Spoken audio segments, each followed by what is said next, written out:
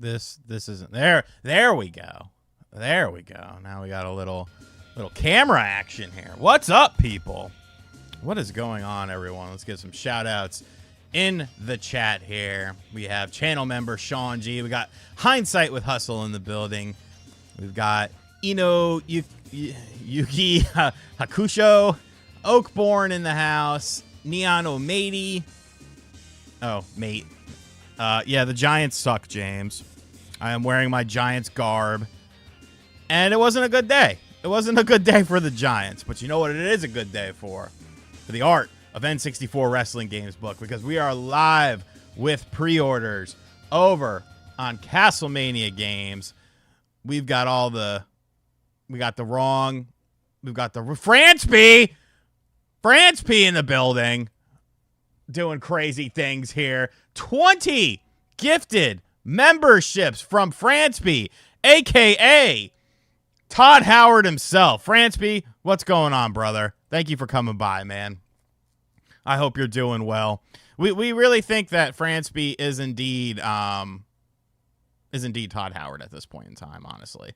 That's what I wanted. That's the tab that I wanted here. And why is the song not performing? They are high quality t-shirts, Sean G. It doesn't mean much to you, but it's the same guy who did my RGT 85 shirts that I would sell at conventions. And Milton bought one, or no, I gave Milton one back in 2017, and in 2014 or 2024, he wore it to too many games, and it still looked crispy. So they are. It's not no bullshit. Like it's good quality stuff.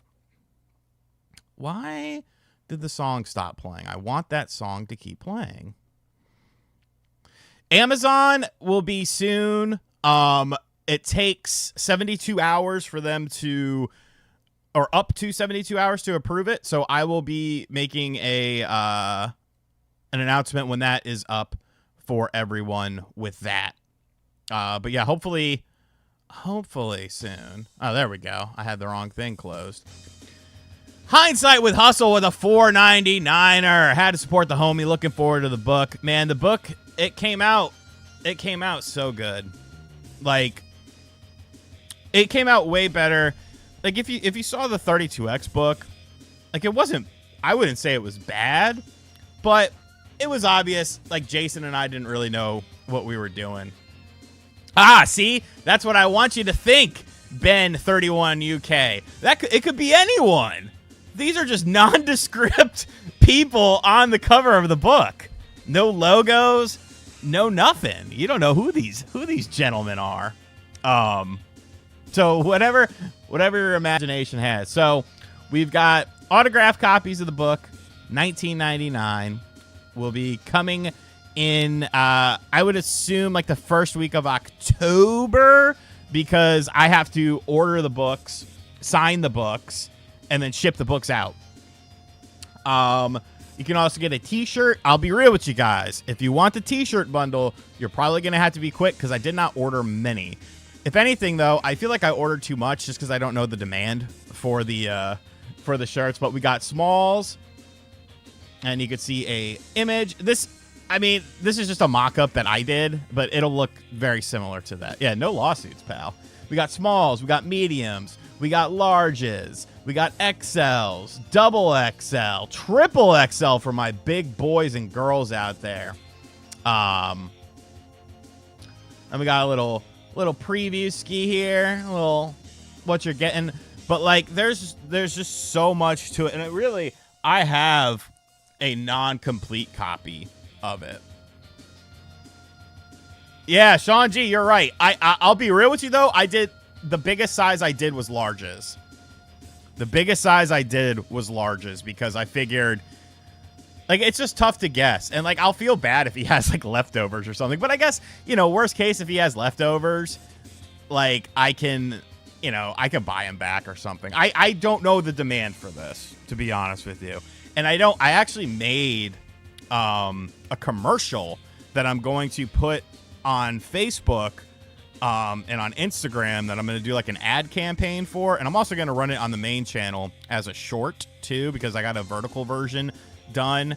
So that'll probably help things out. You know, it's a very niche thing, but a lot of people did seem to be interested in the shirts. So, oh, it's carny as fuck. I'll show you guys it. I don't care. It's just I can't go live with it yet because it says that it's available on Amazon, and we're not available on Amazon quite yet. So, let me. Oh wait, is it in my Google Drive? Yeah, it is. I can download it real quick and play that. It came out pretty cool though. It's very. I don't know what the word I was looking for is. Did Brett put it in here? I made Brett do this because, like, I came up with the general idea, and then he came up. He kind of cleaned it up for me. All right, hold on a second here.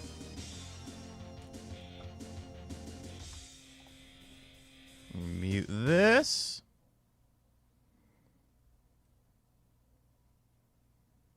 Ain't no one getting sued, pal. Bro, you could go on Amazon right now and, I mean, Walmart and buy bootleg Cody Rhodes t-shirts that have his name on it. Like, fucking crazy shit. All right, here's the commercial. Do you remember the golden era of wrestling games on the N64? Well, they're back with a brand new book, The Art of N64 Wrestling Games. Revisit every N64 wrestling game. No, this isn't it. Sorry. This is the unedited one. Hold on. I'm not the I'm an idiot. Hold on. Ever released both in the US and Japan. Me. Hear stories from the wrestlers themselves who were involved in these games. All right, hold on. Hold on.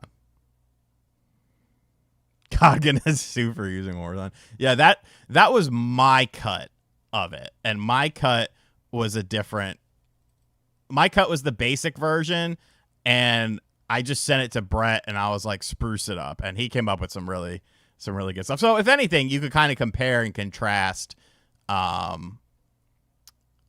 the differences between them, because like my cut was boring.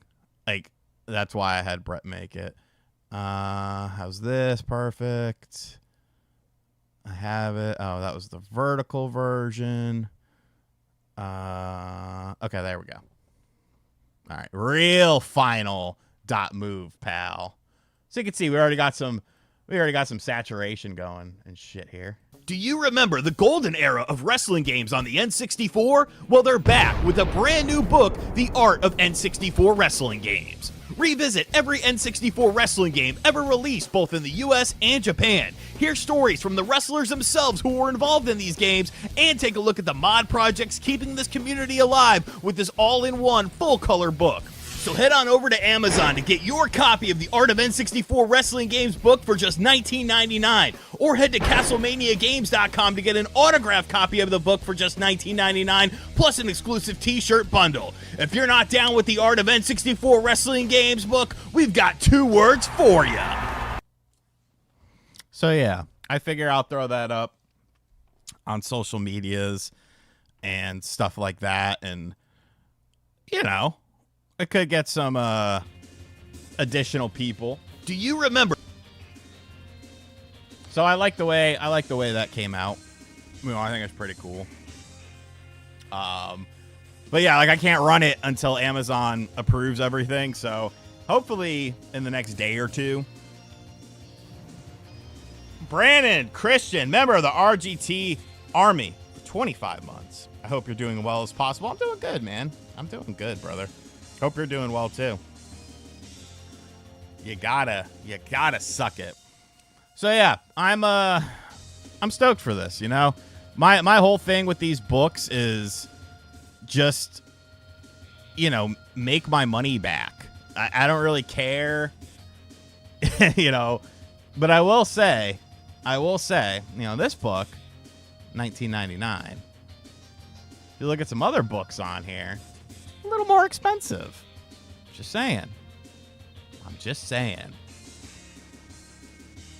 But yeah, so hopefully the first week of October, the The autographed copies will be in your hands. Amazon, you can get it within like 2 days, or you can get the Kindle version that pops up automatically. The Kindle version, I'm not thrilled with it, but like I guess it's fine. It's surprisingly enough, you make more money on Kindle versions than you do on actual paperbacks.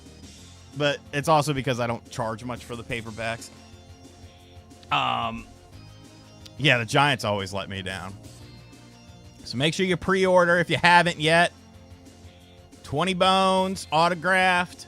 40 bones autographed with a t-shirt of your size choosing. Sean G with the $5 dono. Did I get the Hornet's Nest off of Gma's house? Hell no. So let me tell you the story about that.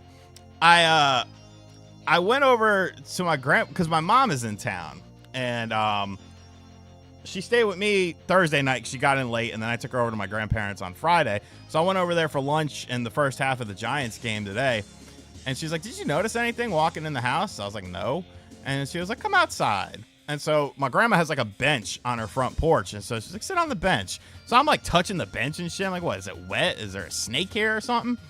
And then she's like, "Now look around." So I start looking around, and I look to the right. I'm like, "Holy shit!" And it was just this huge ass thing, and I was like, "This has to have been here for literally months." So we didn't mess with it or anything. Like, they're fucking sitting outside, like hanging out with the fucking hornet's nest, and I'm like, "Get inside," and they're like, "No, it's fine. You know, it's probably been here for a while. They're not messing with anything." Well, my mom is secretly calling Orkin in the morning and having them come out, and she's just gonna pay for it. Cause, yeah, fuck all that shit, dude. Like, when I left, there was like 7 of them, like right at because it's that big nest. It's literally the size of a basketball, and there's just this one little hole, and there was like 7 of them lined up, like at the hole, just like flapping their wings and shit. I took off running. I was like, "I'll see y'all tomorrow." I'm not going to be dealing with hornets. I get stung by everything. When I was a little kid at my grandma's house, I flipped over a rock one time, and there was a bee, and it stung me. I was once on a jet ski with my stepdad, and I'm like, "Hey, there's a bee on my foot." And he's like, No, there's not. We're in the middle of the water." I was like, "No, there's a bee on my foot. Please stop. I got to put my foot in the water and get it off." And he was like, "No, you're fine." Sure enough, that motherfucker stung me. I was at the zoo in Asheboro, North Carolina. Got stung by a wasp there. I was at work when I worked at the pharmacy, and I remember my mom like had come into town, my mom and my stepdad, and I went to push the door open for them so that they could come in, and there was a wasp on the door, and it stung at the bottom of my hand. Like, no. I get stung all the time, and I don't like it. Unless it's sting, I don't want to be stung, pal. So, hopefully, Orchid handles it. Yeah, I'm not allergic. The only thing I think I'm allergic to are ant bites, of all things, which is kind of a newer thing for me. But if I get bit by an ant, it could be a black ant, a red ant, it doesn't matter. Like, I will swell up. Like, I don't have trouble breathing or anything. Like, my cousin, if she gets stung or, like, bit by a mosquito, like, she has trouble, like, breathing and shit. I don't have nothing like that, but I will just get really swollen from an ant bite. And it doesn't matter what type of ant it is. The pre-order is up until things sell out. So you might have a decent little bit of time, Jesse. I'm not anticipating an instant sellout or anything like that. You know, it'd be cool if it happened, but yeah, I don't anticipate that. So you probably got some good time. It's a niche product. Like, I get it. Sting, smash, or pass. I mean, it's Sting, bro.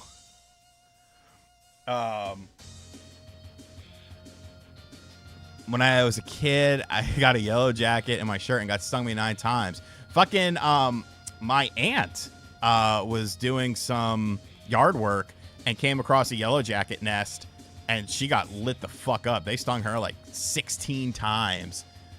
And like, she was out there screaming, and my uncle was just like hanging out, drinking beer, and didn't even hear her. Oh, wait, not that Sting. I'm talking about like Steve Borden sting. Like, Steve Borden's sting is the fucking bad. There's actually, oh shit, I wonder if that came out today. Something happened. Website, pre-order link in the top or right there. There you go, my brethren. My Patreon, so because I support a couple different people on Patreon, and one person that I'm actually friends with, yes, there are differences. A bee will sting you and then they die, but not all bees have stingers. A wasp, I think, is a one and done as well, but a yellow jacket could sting you multiple times. But a friend of mine who's, I don't even like give him money on Patreon. I just followed his account to be nice. Like, he spammed a bunch of shit, so I put his shit in spam in my spam folder, and now all my Patreon stuff, it doesn't show up anywhere in my email. So I actually have to go on there to actually look, which is kind of annoying, honestly. What is this? What am I doing? All right, I'll check later. It's fine. We're celebrating, people. We are celebrating the good word of N64 wrestling games. But yeah, bees are no fun, man. Like, if I had to choose which one I wanted to deal with, I'd rather deal with a bee, because I think they're a little bit more docile. You know, like a honeybee, he ain't, a little furry guy, he ain't doing nothing to you. He's just minding his own business.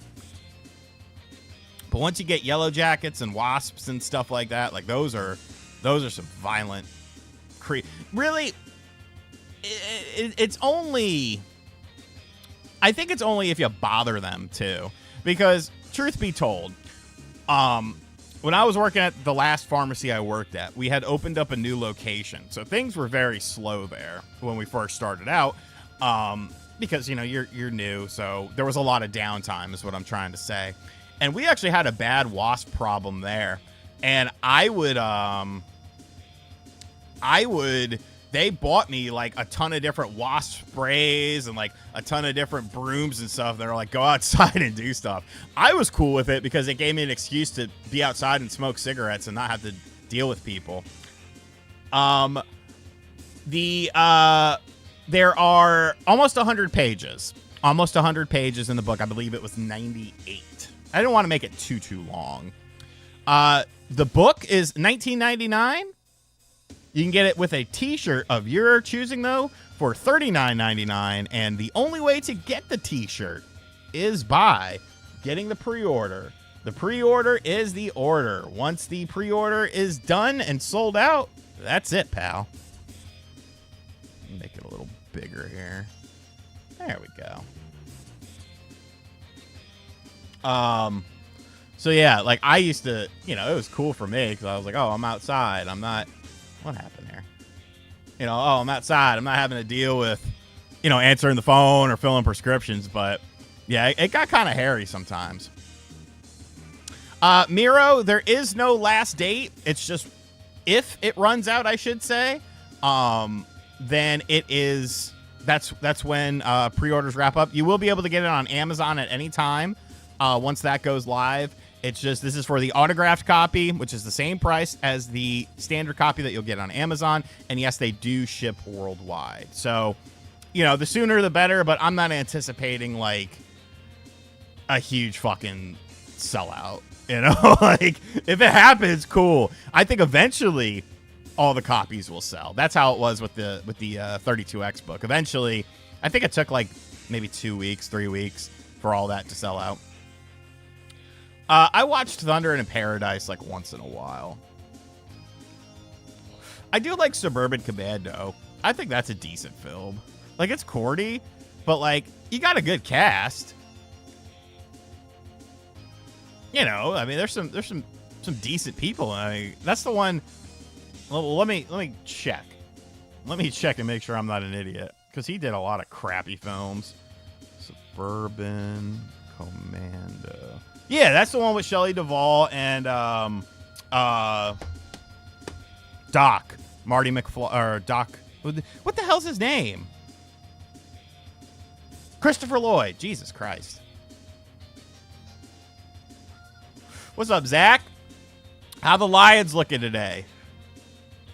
Because the Giants broke my heart. But, you know, to be fair, it could be worse. Because I at least expected the Giants, for me right now, are just, you know, they are just the appetizer. The main course is, of course, the New York Knicks. And I expected the Giants to be bad. But you look at a team like Baltimore, 0-2 with the MVP? Come on now.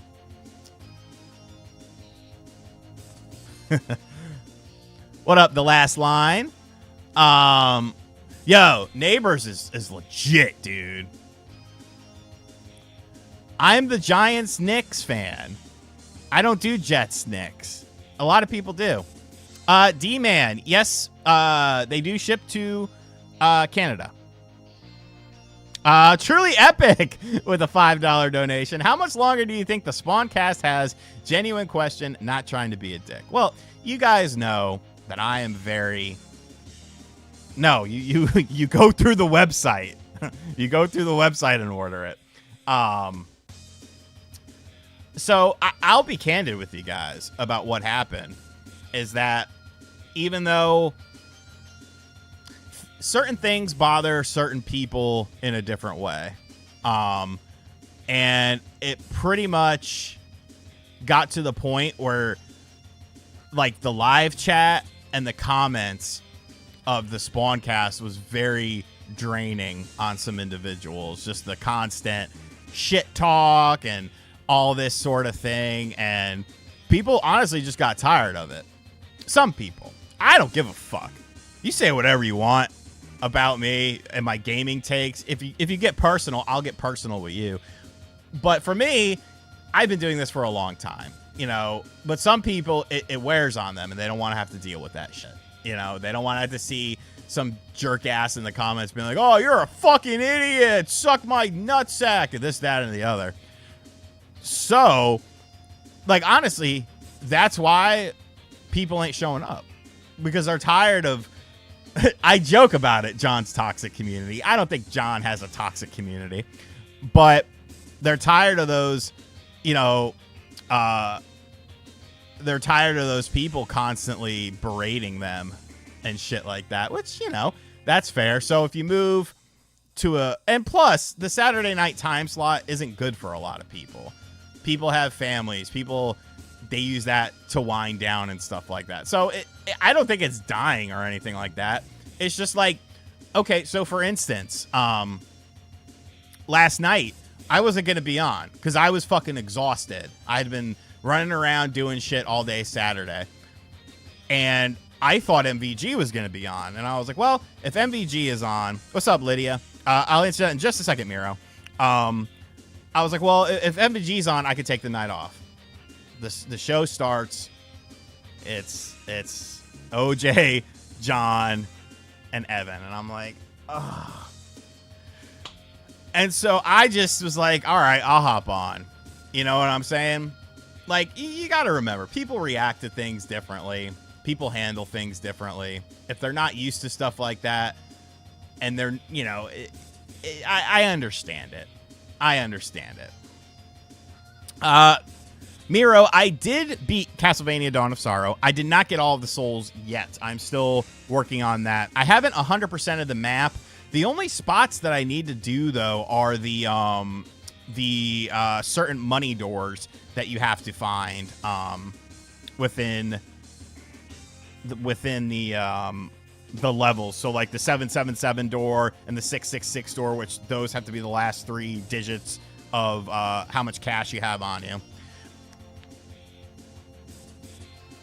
Psychosis Patient watched Legion of Doom once. Appreciate you being a member of the squad for 25 months. Another big shout out to Fransby as well for the 20 gifted subs. They do ship to the UK. And once Amazon is up and running, you can get it anywhere in the world. Australia people get screwed, though. I'm sorry, Australians, but Evidently, your currency rate sucks. Where do you get the Bat Soul? The Bat Soul, you're talking about the one that you used to fly in levels? That's a boss. Yeah, Josh Storch. That's what I like to hear, people. Josh Storch putting in his pre-order. Let's go, baby. If you put in a pre-order, let me know in the chat. Yeah, that's a boss battle. There's like a bat boss thing. What is this? This is the greatest book written. Move over, Bible. There's a new top book in the world. What was I gonna say? Oh yeah, talking about the cast again. I mean, you think of it like this. Imagine you go to your job, and once a week, there are people standing outside of your job, and they're just going, hey, you're a fucking dick. Hey, you're a fucking asshole. Hey, I fucking hate you. Hey, you're fucking lame. Over and over again. The first day you go to work, you might be like, okay, what the fuck is with this? You know, that's funny. You know, I don't care. And then you go into work the next week, and it's the same thing. Now you go into work every day for a year, and 52 times you have people saying, oh, you're a piece of shit. Oh, you're a fucking asshole. Oh, you're a fucking dick. Eventually, that is going to wear on you. Truly epic $2 donation. Why not have the Spawncast? Why not make the Spawncast have limited comments? That is, yeah, Samuel. Let's go.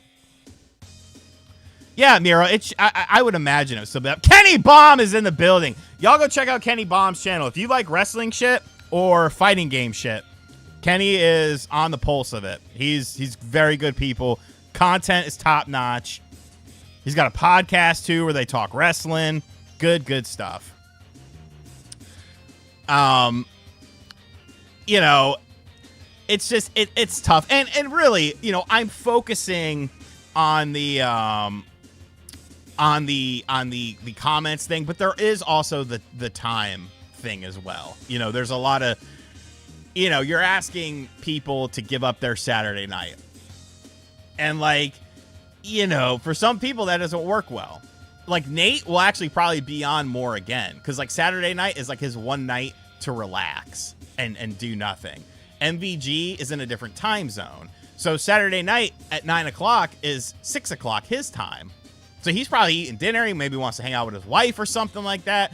So now he's got to make, you know, a choice. The younger cast members, they got lives to live and shit.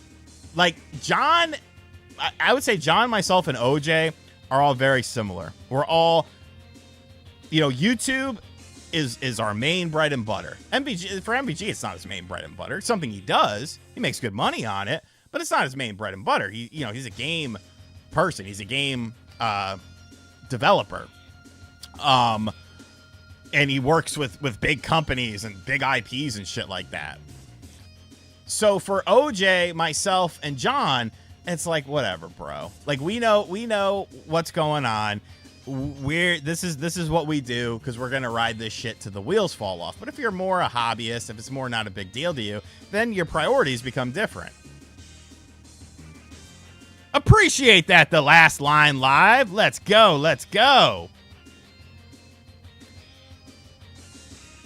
Yeah, it gets tough. It gets tough for Evan too. Plus, you also have to balance like what is being said and who they're saying it to. Because, like, me, if somebody says something about me, like, no, don't delete that comment. I want to say some shit to you back. But, like, other people don't do that. So, like, I get it, you know? And plus, you'd be, I don't know, I guess you wouldn't be surprised. But, like, there's a lot of dudes that hate women who play video games. There's a lot of dudes that hate women that play video games. It's crazy, bro. It is part of the gig, but it depends on, so what is the gig to you? Is this your full-time gig? Is this what you're making a living off of? Or are you just doing this as a hobby? Or are you just doing it for fun? And you know, you're making a little bit along the way, but this isn't your end goal. So I think it varies from person to person. I'm not sure, Easy Gamer, about the after show. I'm not sure. I'm not sure how.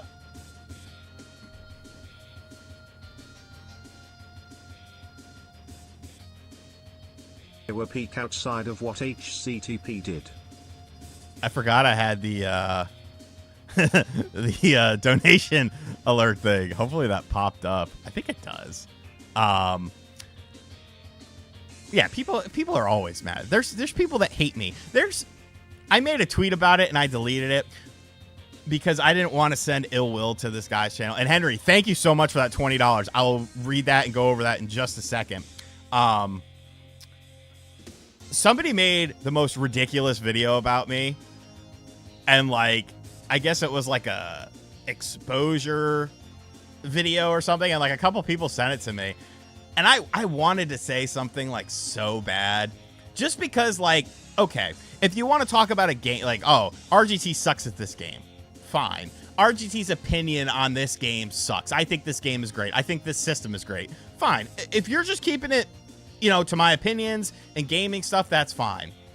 But it was the most absurd fucking video and the most absurd complaint that I'd ever seen. And I had to bite my tongue. I was like, you know, no, I'm not going to do it. Like, you know, this is some weird shit to be a complaint, but, you know, it is what it is. Henry Davis, what is my dark horse SVR game through WWE 2K14? I thought WWE 12 through 14 2K were peak outside of Here Comes the Pain. So I'm a big fan of SmackDown versus Raw 2007. I have a soft spot for 2008 as well. Evan's kind of like background. Evan's kind of, you know, monitoring the chat and stuff like that. Like, Evan is there, but he's there to kind of make sure everything's going smoothly. I had a soft spot for 08 because of Sabu in the game, because it was the only game to have moves like Air Sabu and the triple jump moonsault off of the chair. The AI in the game is atrocious, though. So those two games I have a very soft spot for. I know a lot of people hate 08. I will say, though, WWE 2K14, that game blew me the fuck away. When I made my rankings video of all the wrestling games, I said I hadn't played that game. And so I don't think I reviewed it. I think I just put it in the not played. And people were like, yo, you got to play that game. That game's fucking like top tier. And I was like, oh, okay. So I ended up emulating it, but I liked it so much that I ended up buying a physical copy just because I wanted to play it on my actual 360. And I love that game, dude. SVR 06 is great too. Like 06, 07, top tier stuff. 08, I think is cool if you're a big Sabu fan like I was. You know, the other games were fine. But I will say WWE 2K14's WrestleMania mode is way more entertaining than WWE 2K24's WrestleMania mode. Like, the fucking taking the character renders and then putting like interviews over them is fucking genius, dude. That shit was so awesome. I was like, whoa.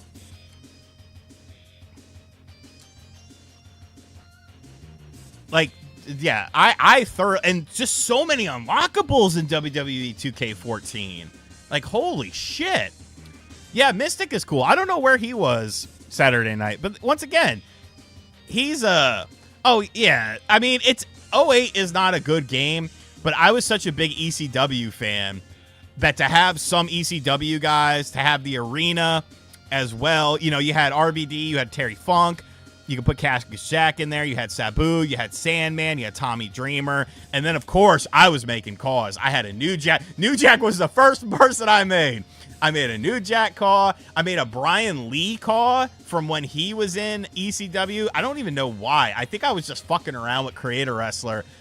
And the Creator Wrestler I was making started to look like him a little bit. And I was like, well, fuck it. I'll just do that. And I could do like table matches with him and Tommy Dreamer. You could set the tables on fire and stuff like that. Like, a lot of that stuff was new. But yeah, it's not the best. I love Juventud. Juventud still wrestles, which is crazy. What's up, Noah? You're never late, broski. Yeah, Juventud's the man. Oh no, you're not Rog Agent. Like, yeah. I mean, I would have to do like Weapon Wheel likes me.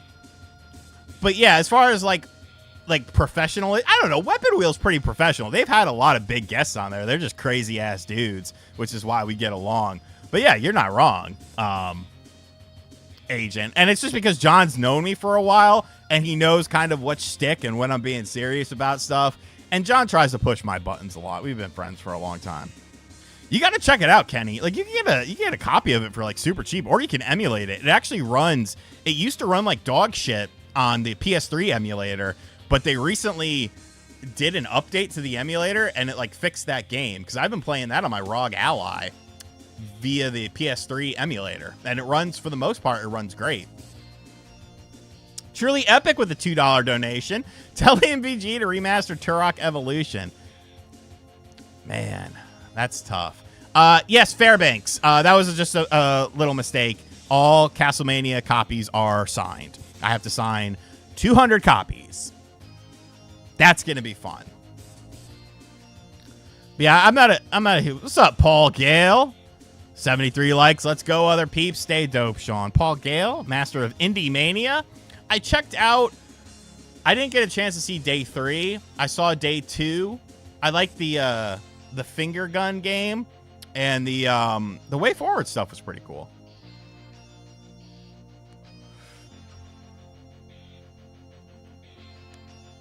Thank you, Medallion. Have a good night, broski. It's a good looking book. It is a good looking book. Yeah. Let's go, Lydia. That's what I like to hear. Cold like Minnesota. Yeah, packing's the worst. If I ever sell this place, yeah, I got movers when I moved last time because I was just like, no, no, I don't want to move again and move all this shit myself. And that really helped. What weapons of Weapon Wheel were you on? I don't remember, dude. It's been a little while since I've been on there. I need to link up with them again. But like Weapon Wheel I've done, Mooch's Coin Slot I've done a lot of smaller shows. Like, I don't know.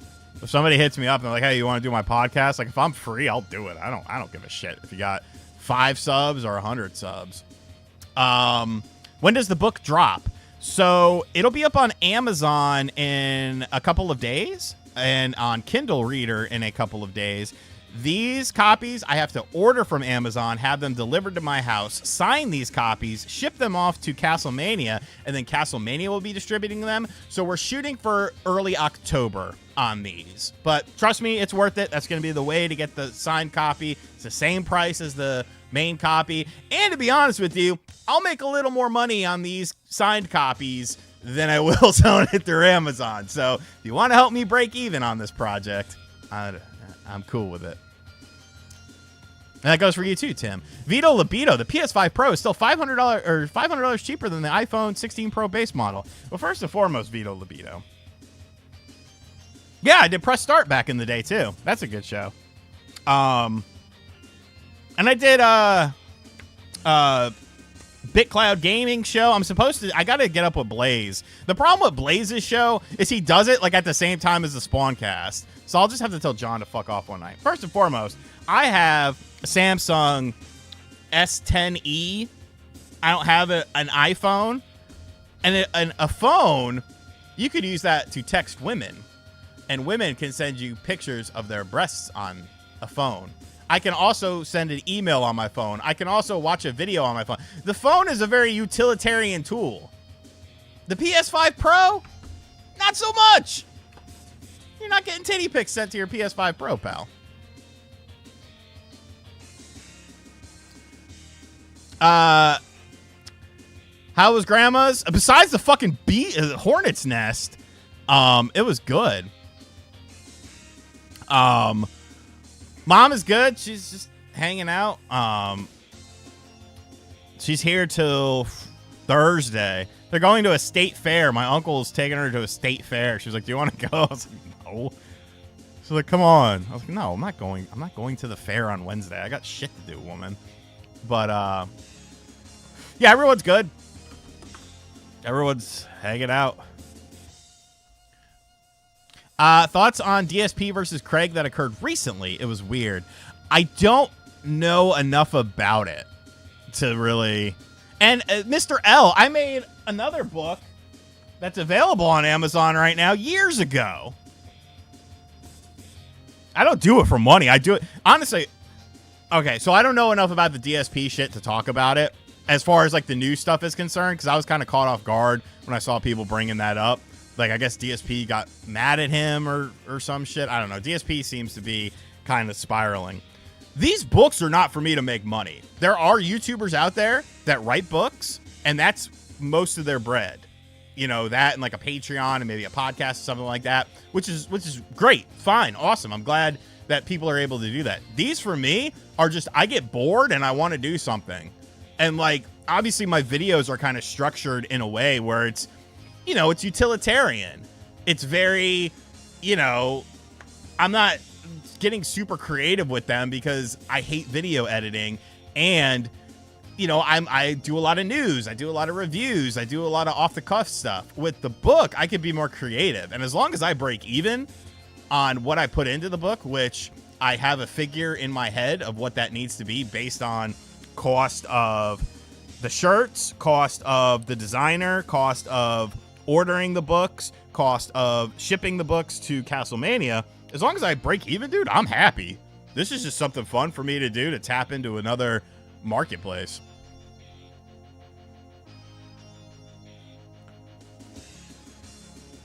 All right, let me catch up here. You're getting the Pro. I'll be real with you, Hustle. If it was $700 with the disc drive, I would have bought it for the channel. I wouldn't have had a problem. Like, I still would have think it was overpriced for the average consumer, but I would have bought it for the channel to check it out. But now it's just like, I'm out, man.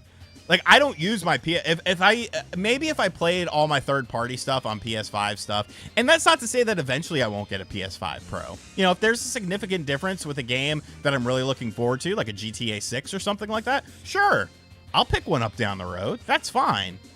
But as it stands this year, today, I don't have a need for it.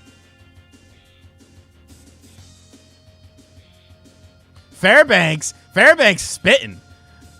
Fairbanks says, instead of the PS5 Pro, you can get a PS5, Astrobot, and an autographed copy of this book and still have money left over for a nice steak and dinner and a movie. Scott, appreciate you, broski. One to cash. Hey, you know what? It is what it is, man. I don't have any hopes for the Giants, so it's fine. I agree, Henry. I think the PS4 Pro had more value. And funny enough, I never upgraded it to it. I never got a PS4 Pro. I was fine with my PS4 because I had, you know, cheaper TVs and stuff like that. Thank you, U2B. What's up, Bawn Entertainment? What's up, Clue? Hope you're doing well, broski. Yeah, later the last line. Grandma and Mom know about the book. Grandma's known about it for too long. Because, like, when I first decided to do it, I mentioned it to her. And, like, every time I've seen her since then. This was, like, in motherfucking February or March while I'm still writing shit. How's the book? Is it done yet? What are you doing? What's going on with the book? I want a copy of the book. When are you going to have the book? So now I'm finally like, hey, we're good here, pal. Thank you, Gaming Bolo. Adam Carter says PS5 Pro is unnecessary. I think for a lot of people it is. You know, there's going to be like, what? Let me ask you guys. Here we go. We can start a poll here.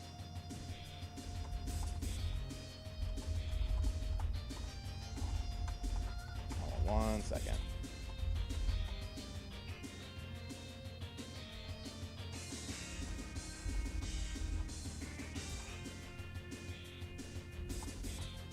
Hold on 1 second. I think this will be interesting to see, because I have a number in my head of what I think it's going to do. I'll let you guys vote here. How many systems will the PS5 Pro sell lifetime? Lifetime. And I will tell you what I think after the poll is done running.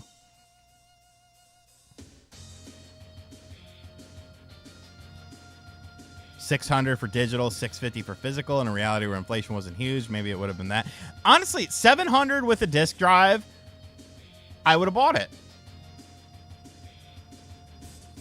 But I don't. I just don't know, man. Because at least because the thing about the PS4, and to be fair, there is a state of play coming up. Thank you, Chris. Appreciate you, broski. To be fair, there is a state of play coming up. So maybe they'll wow us there.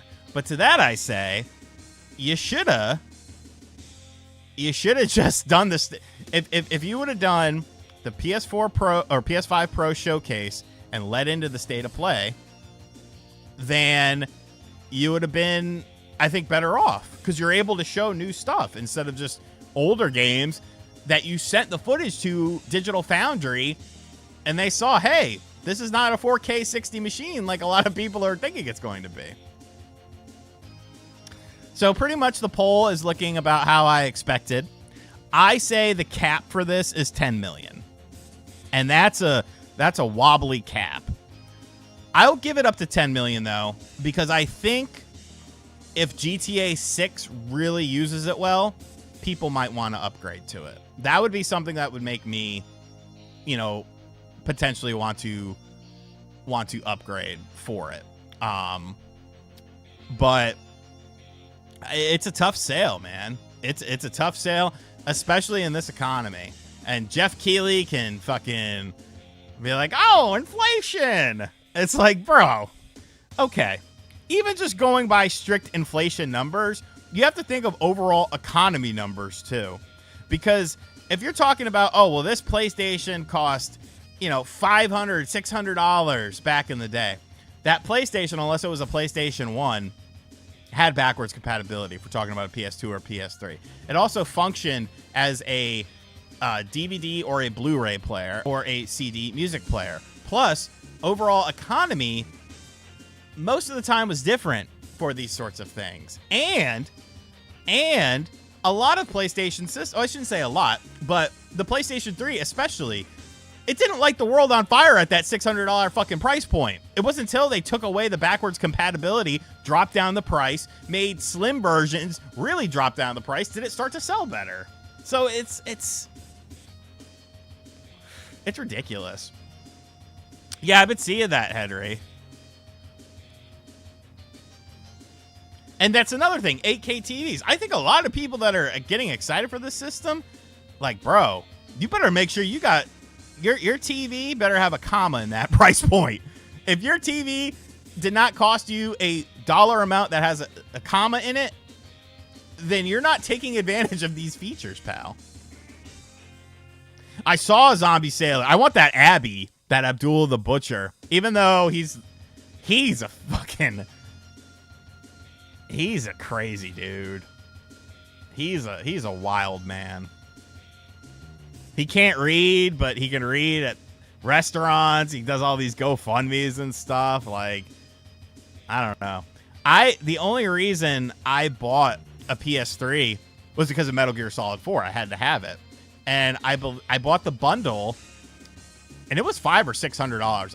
I think it was $500, and I did not have $500. But Best Buy was like, hey, do you want to sign up for a Best Buy credit card? And I was like, yes, I do. And they gave me a $2,000 spending limit. And I was like, wow, I just got to make monthly payments? This is fucking great. I was, early mid 20s. So I bought a PS3. I bought a couple games with it, put it on my Best Buy credit card. And it was like instantaneous. Like it took them 2 minutes to give me the card. This is one of the greatest days of my life.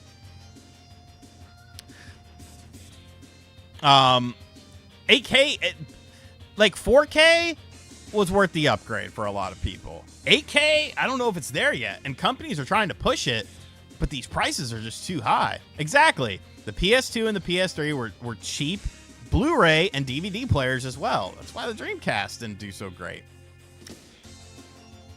Oh, for tease, I've made enough videos on it.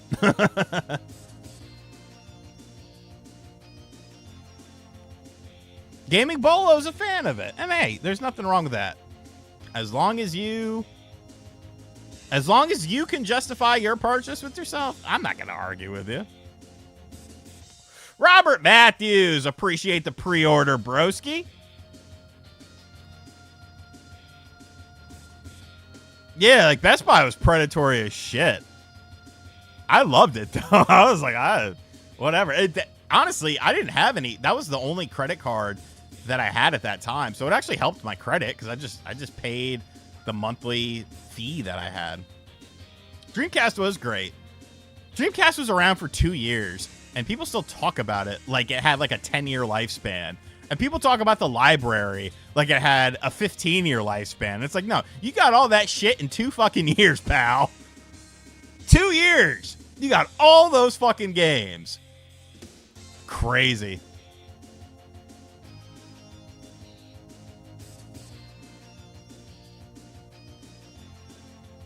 Yep, Blu-ray players were super expensive, man. Do I rank them? No, I just talk about every one of them. And you'll kind of, by the end of the book, you'll be able to establish where I would rank them.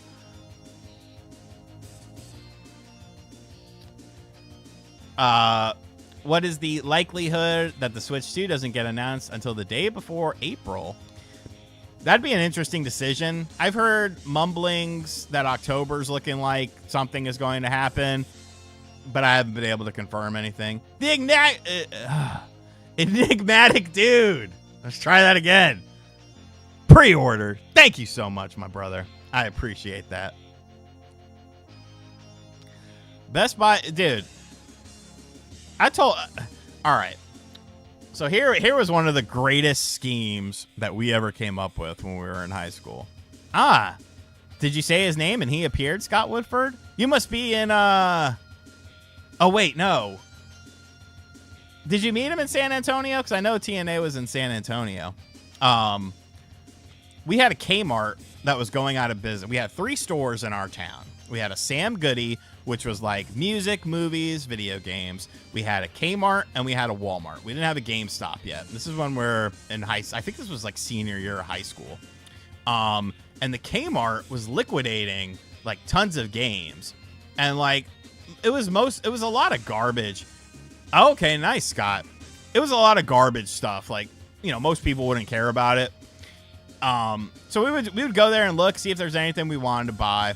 And then, because like the way you would do it was Sam Goody's here, Kmart's here, Walmart's here. They're all within like a 1.5, 2 mile radius of each other. So you would start at Sam Goody, go to go to Kmart, and then go to Walmart to look and see what games were out. And we went to Walmart after we went to Kmart, and we were like, wait a minute. Some of these games that were like $15 at Kmart are selling for $60 here at Walmart. So then we went to Sam Goody. We went back, we wrapped around, and we're like, well, wait a minute. Some of these games were at Kmart for $10, and they're $40 here. So that is how we came up with what we dubbed the Pop Your Collar Crime Ring, where we would buy absurd amounts of these closeout games from Kmart and bring them to whichever store sold them for more and get store credit in it. I'm talking on a good day, we would end up with like $700-800 worth of store credit. And then they started catching on to us. So we had to employ people. And we'd be like, yo, I'll give you $50 cash if you go return this to Walmart and get a store credit gift card. Return this to Sam Goody and get a store credit gift card.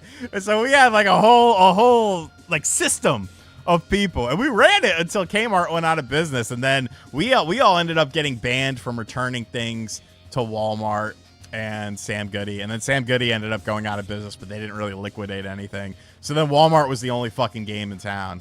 That's how we bought all of our games. Eventually, we got a GameStop, we got a Best Buy. I worked at the GameStop when it first opened up. Best Buy was in the same strip, but yo,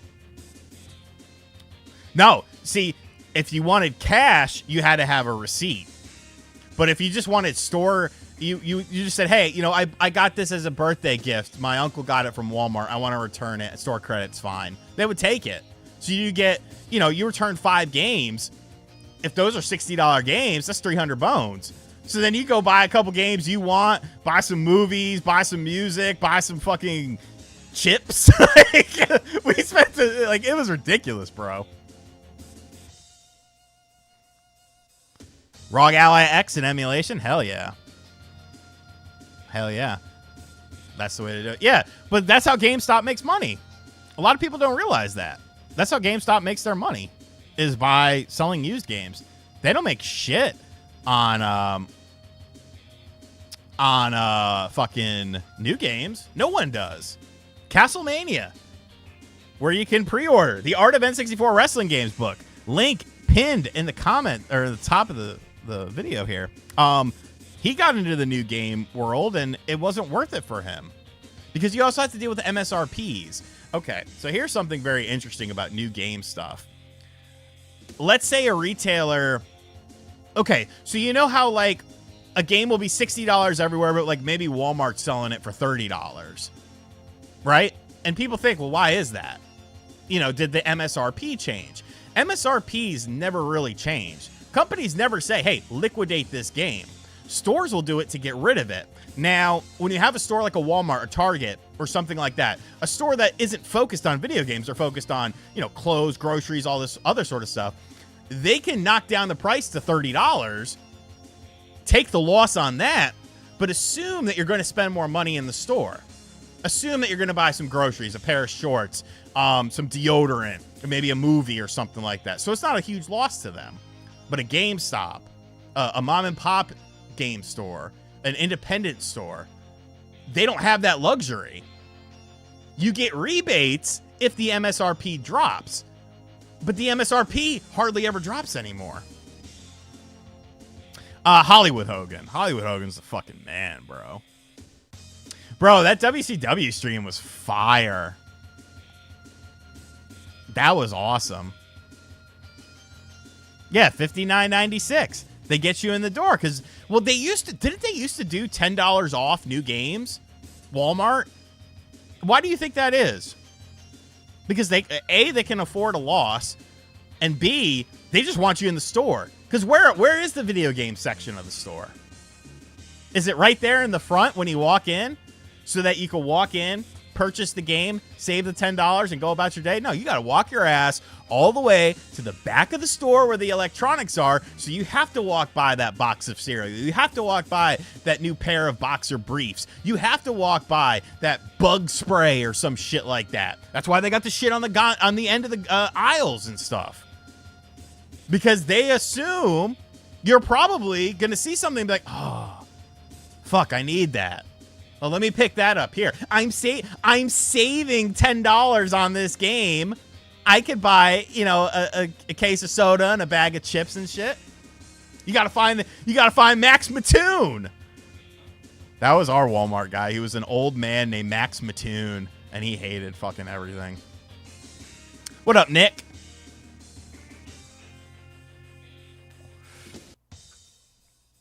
Going to SmackDown this upcoming Friday.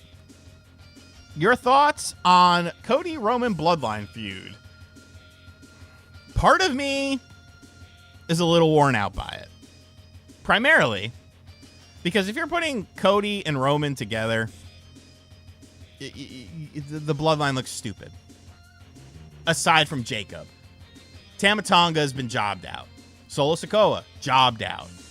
The other guy, the fucking brother, he sucks at life. Jacob Fatu is the only person that is intimidating in that whole group. It's like, it's almost like a two-man power trip thing. Like, they would just run through him. Now, they're obviously protecting Jacob by not having him interact directly with Roman, but it feels very safe and predictable. If I watch a match and Cody and Solo are fighting, I know Cody's going to win. If I fight a match and Roman is fighting Jacob, I know Roman's going to win. I wish there was a little bit more unpredictability to it. And go out there and get some other fucking Samoans.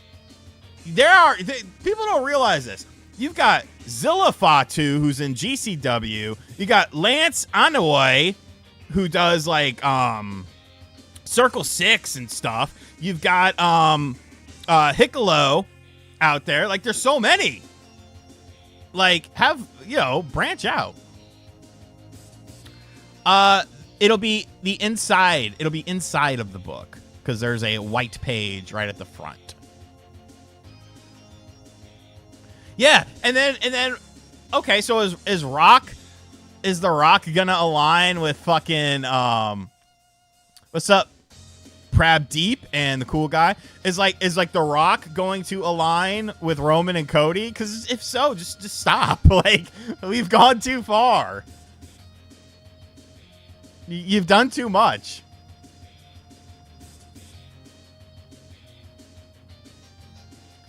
Yeah, like I don't think Solo is a bad worker or anything like that, but his mic skills aren't great. He's not a flashy style of wrestler. He's more of a bruiser. You know, he's kind of like a Haku style or a Barbarian style, but he just doesn't have. I don't know what it is. Like, you don't think like, oh, this is a badass motherfucker right here. You know, you could put Haku or Barbarian in a match with anyone, and in the back of your mind, you'd be like, there's a chance that Haku, Ming, or the Barbarian could win this. There's always that chance because they're badass motherfuckers. But with Solo, I never really got that sort of feeling. Nick with the $1.99. Even Umaga, you got that feeling. Umaga and Jacob Fatu are very similar. Nick with the $1.99. Started watching during the Attitude Era. It was peak. Yeah. Attitude Era. That was peak Nitro stuff. What's up, Jay Stees? Umaga was super underrated. He was kind of done dirty. And really, he had always been very talented. Like, if you watch his shit in, like, MLW and in New Japan and stuff, like, even 3 Minute Warning. Yeah, Umaga fucked up Steve-O because he was laughing. That was him and Chris Pontius. They got their fucking asses kicked. Yeah, he died way too young. It's a shame. It's a cruel fucking business, man. It eats you up and it spits you out. Yes, sir, Blaze. Had to make an executive decision on that after staring at it too long. I was like, it's too red. There's too much red all over the place. Like, well, N64, their marketing was green. Yeah, Umaga was gone way too fucking soon, dude. It's a shame. It's a goddamn shame. The business is cruel. It seems like it's getting better, though. So, Well, yeah, Yokozuna, he was supposedly like 700-800 pounds when he passed. Like, he just ballooned. Fucking ballooned. Can I do a community post on your other channel that you were live streaming? Sure. I thought I did. I might not have, though.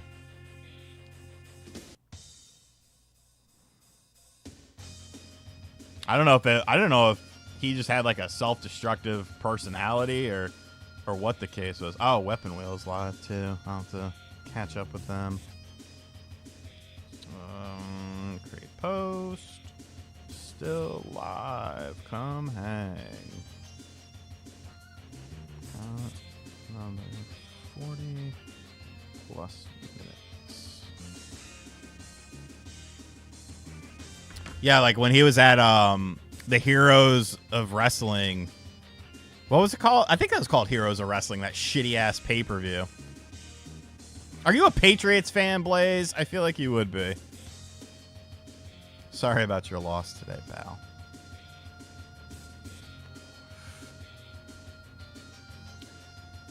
And see, that's another thing. Tama Tonga, people don't realize this.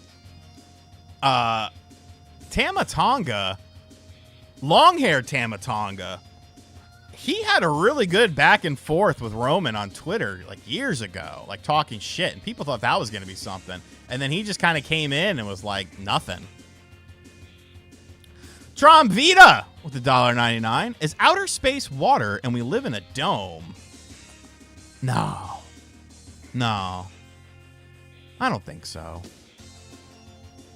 I don't think so. I think, nah. I think outer space is real. I just don't think we walked on the fucking moon. I'm bored with 99 cents. First dono on the channel. Appreciate you, I'm bored. I love a good conspiracy theory, though. SmackDown Know Your Role on PS1. You're talking about the original SmackDown game?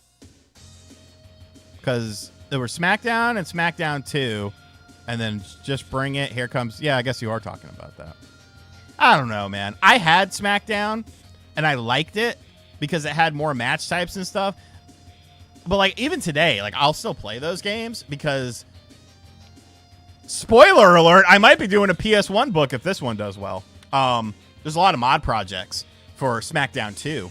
And I've been playing those lately. ECW Blackout and stuff like that. And, like, they're super fun. But it never really feels like a wrestling match. Like, you're never going to have, like, a 20-minute barn burner classic, you know, with it. It's just an idea that I'm working on. Kid Smooth believes a lot of things. Look, the Pats lost, the Giants lost, but you know what? The Pats aren't supposed to be good. The Giants, you're not supposed to be good. You know who is supposed to be good? Baltimore. And they lost to the fucking Raiders. So it could be worse. And Dallas, oh, Dallas. Y'all got spanked. Okay. See, I had the first SmackDown game. I didn't play the second one until I was an adult. But I mean, it's fun. You know, I'm not saying it's not fun. And there's definitely fun to be had, but like, it's almost like a beat 'em up, you know?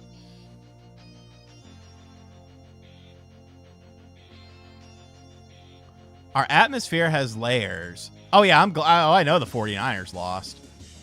Yeah, Stephen Hurt, let's go, baby. Appreciate the support. And, you know, you had the fun season mode in that, too. But it almost feels like a beat-em-up game with wrestling elements, more so than a wrestling game. NFL's been fucking weird this year, bro. NFL's been weird. Well, thank you, Steven. I appreciate it. Oh, no, Giants aren't going to win shit. But I'm not a fair weather fan, okay? I have my Giants cap, my jersey. But I do realize that if I want to continue to support the Giants, I probably shouldn't wear this Daniel Jones jersey because someone will probably, like, shoot me. I need to get an LT jersey, a Phil Simms jersey, an Eli Manning jersey. You know, a classic Giants staple. I would probably go with LT because LT was, like, the coolest.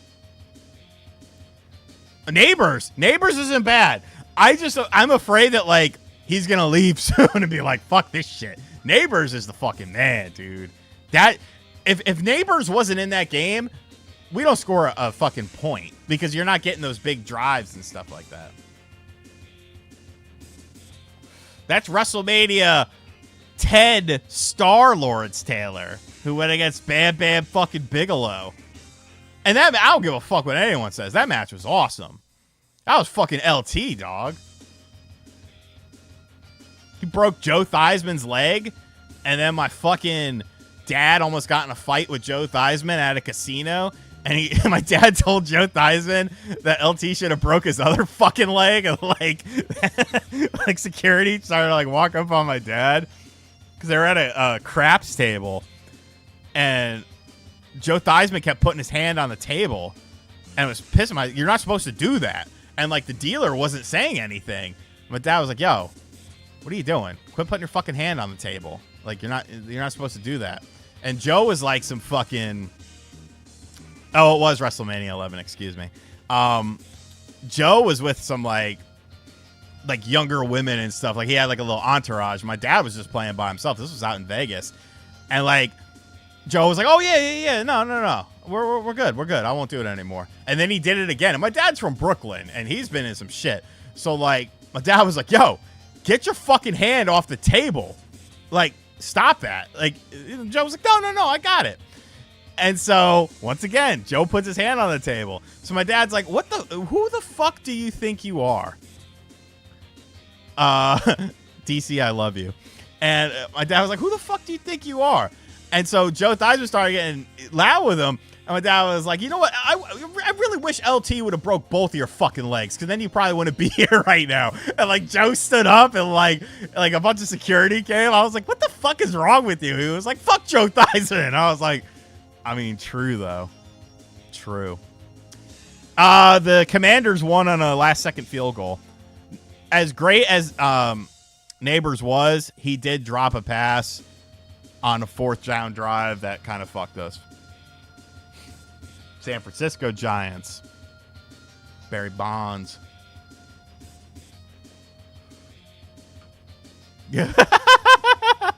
Henry. That's a fucking legend. I remember I used to listen to Guillermo. They could be anyone. I don't know what you're talking about. This is just four gentlemen hanging out, having a good time. What's up, Wicked Spooky? There was somebody made like a song about that. I wanna kiss you. I could care less about the team struggling. I wanna kiss you. Like, Joe, chill out, bro. Like, Joe Namath is cool. I'm sure my dad wouldn't want to fuck up Joe Namath, but Joe Theismann, evidently he's a bitch. Fuck Joe Theismann.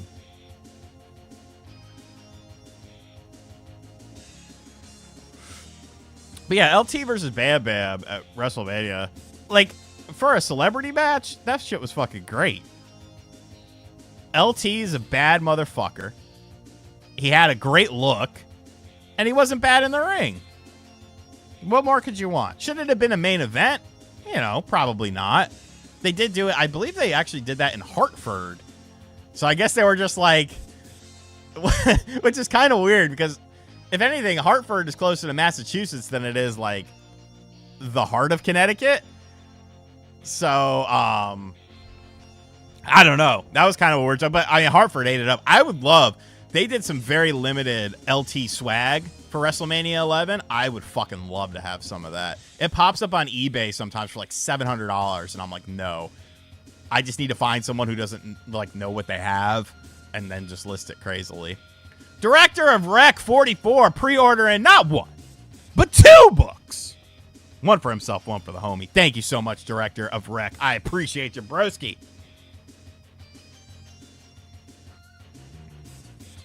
Yeah, there is some questionable things. Shako. There is some questionable things with refs in all sports, I will say. I mean, look at the Kings-Lakers situation that happened. That did give Bam Bam the distinction of main eventing a WrestleMania, though. So that was good. Because Bam Bam was the fucking man, dude. Bam Bam should have been WWF's Vader. Because they were very similar. But instead, they're like, we're going to put you with Doink the Clown. That's like, okay. So the pre-order copies, I'm expecting early October. Like, latest would be mid-October. Because it's just, it comes down to me ordering, signing, and then sending them off. And then Ryan ships them to everyone. And if you got a shirt, he puts that all together for you. So early October, like, there wouldn't be a reason that it wouldn't happen then. Robert Horry was a bad motherfucker, though. I've met the Hardy Boys. I almost Matt Hardy's wife. She was in a bad spot in life at one time, and she definitely yelled at me once. It was a very funny situation. Did I like SmackDown or Raw more? That's tough. I think I liked Raw more because I always felt Raw was like the A show and SmackDown was the B show. And I don't know if that was necessarily fair, But that's how I kind of viewed it. Like, yes, stuff did happen on SmackDown, but bigger stuff would happen on Raw. At least when they initially started it out.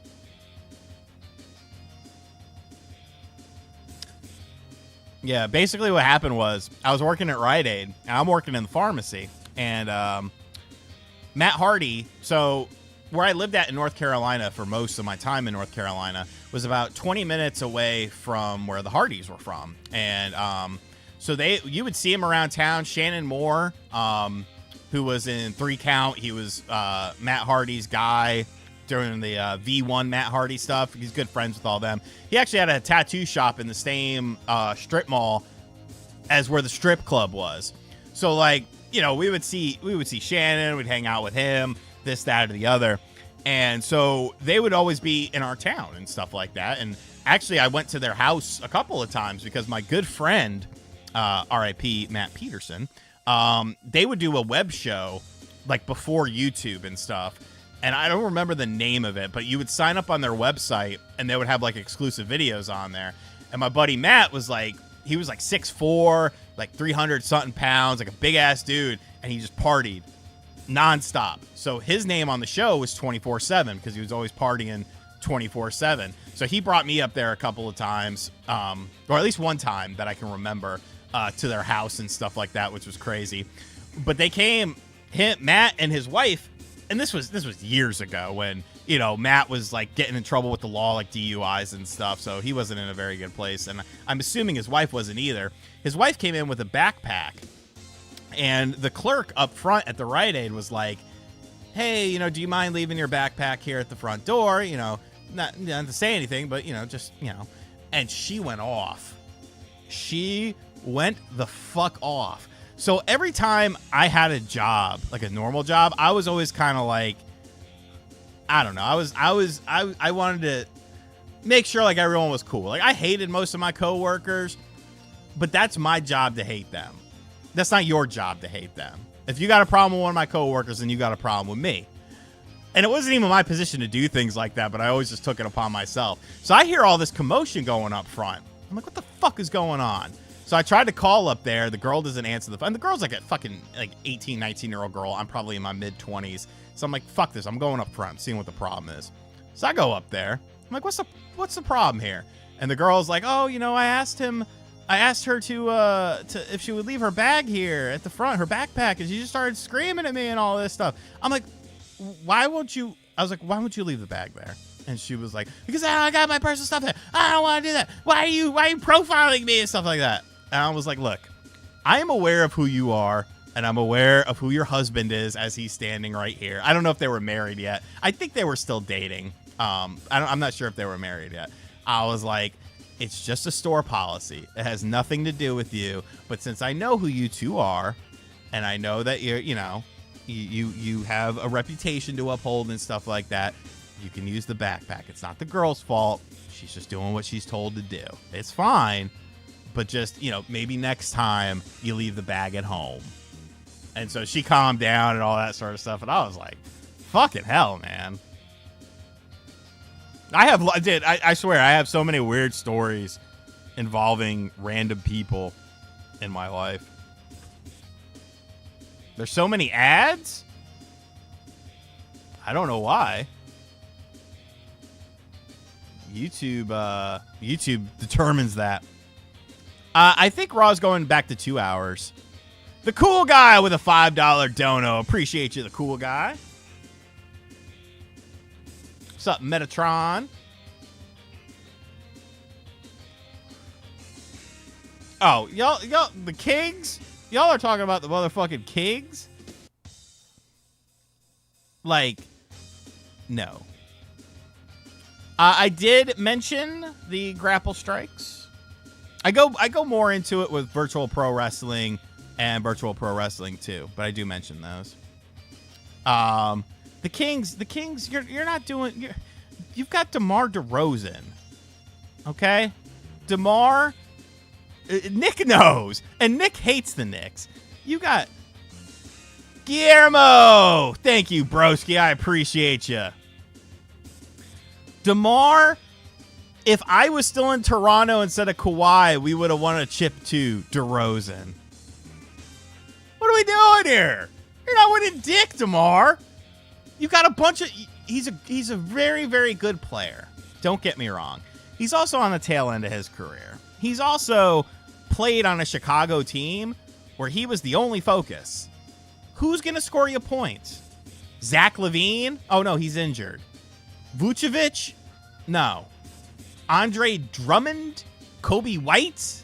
Kobe will get you some threes. What are you doing? DeMar is better than Harrison Barnes, but on paper, I don't think it's a bad trade. I want to see how it works, though. Because is DeMar going to be like, oh, yeah, I'll just take 8 shots a game, 10 shots a game? Or is he going to be like, no, give me the fucking ball? Spacing. There you go. Alex, that was the legendary Fransby, a.k.a. the real Todd Howard. That's why I'm happy as a fish in an aquarium. I don't know. What's the saying? Oh, pig in mud. Because Mr. Julius Randle uttered the words that everyone wanted to hear. I'm here to help the team. I'm here to help the team. And that's what every Knick fan wanted to hear. Because we were like, is Julius going to fucking, want to get his points? Nice. Galaxies, NYC. Love from NYC. Much love to NYC. It's a shame the Giants couldn't have put on for the city today. But we got the Knicks, baby. We got the Knicks. What's up, Running Manly? I remember I went to a Golden State Charlotte Bobcats game, and I had an absolute meltdown. My dad had came into town and brought me and my buddy Rob to a game. So, like, really good seats. Like, me and Rob would go. Funny enough, we would do preseason games, and we would get courtside seats for like $100. It was so fucking awesome. But when it came to like regular season games, like, we didn't have money like that or anything. So we would just get whatever we could get, and then we would go down there. And my dad came into town, so he bought us some good seats, and the 3 of us went there. And it was the Bobcats versus Golden State. I want to say it was Steph Curry's rookie year, so that dates this pretty well. And so Steph Curry went to Davidson College, and Davidson College is very close to Charlotte. And so the whole front row of, or I should say the row of people in front of us, they're all Davidson fans. I would say it's an 80-20 split of like Davidson and Bobcats fans, because people that went to Bobcats games didn't go to see the Bobcats. They went to see the other team that was playing, but not me. All right? Not me. I was a goddamn Bobcats fan. It's the 3rd quarter, and I have had enough. I have had enough of all this dick riding from Davidson fans of Steph Curry. So I got loud. I stood up. I walked around, and I walked into the row in front of me, and I was like, what the fuck are y'all doing? I just went off. I was like, this is a goddamn Charlotte Bobcats game. We are in motherfucking Charlotte. This ain't no Davidson bullshit. My dad and Rob are just cracking up, dying. I just went on like a 5-minute tirade about how they need to be here. You could be happy for Curry, but you need to be happier for the Charlotte goddamn Bobcats. Oh, huge Kimball Walker fan, dog. And, the Bobcats ended up winning that game, and I felt, no, the Bobcats won that fucking game, and I was happy. I was so mad. Like, it bothered me so much, because I think if it was just them, and it wasn't like people, it was like literally people just all around us. It was easier to hear the people in front of us, but people all around us were just, everyone was Davidson. It was all Davidson red and shit like that, and Curry jerseys and shit. And I'm like, no, this is goddamn Charlotte. We are here to support the Charlotte Bobcats. Damn it. I mean, I didn't punch anyone or anything. But like, if you go, that's like if a Philly fan goes to a Knicks game and he's all Phillied out. Like, what's going to happen? Everyone's going to be like, oh, yeah, nice jersey, pal. No, they're going to talk some shit. I was just talking shit. Scorched! Putting in the order for the book and shirt combo. Let's go, baby. Appreciate the support, Scorched. And then they ended up changing back to the Hornets. Those Bobcat days were fucking brutal, though, dude. Absolutely brutal. We used to go to a lot of the Cavs, Bobcats games because I was a young LeBron fan. I had the signature LeBron sneaker at the Nike, was it Nike New York or Foot Locker New York store? My parents had secretly went there and picked them up for me because we were up visiting family up here. Then I got taught. You know, I was a LeBron fan his entire tenure in Cleveland, and I loved him. I thought he was great. I had, oh, bro, Gerald Wallace. He was the fucking man. Gerald Wallace was the man. He was awesome. Crash was the man. I remember Andrew Bynum punctured his lung, and I wanted to dive through my screen and kill Andrew Bynum. I was a LeBron fan. I had 3 or 4 jerseys of Cavs variants of LeBron. I had the Irish jersey, the high school jersey as well. And then he did the decision, and I was like, no, I don't like this. I don't like this. I don't like all this pomp and circumstance. What is this? And that's when I started to hate him. When he did the I'm taking my talents to South Beach. No. I was off. I was off the bandwagon. I was like, wait a minute. No, this ain't the kind of, this ain't a Jordan. This ain't a Kobe. What are you talking about? You're taking your talents to South Beach. Like, no, you're not a dog. I put him in the same category as Durant.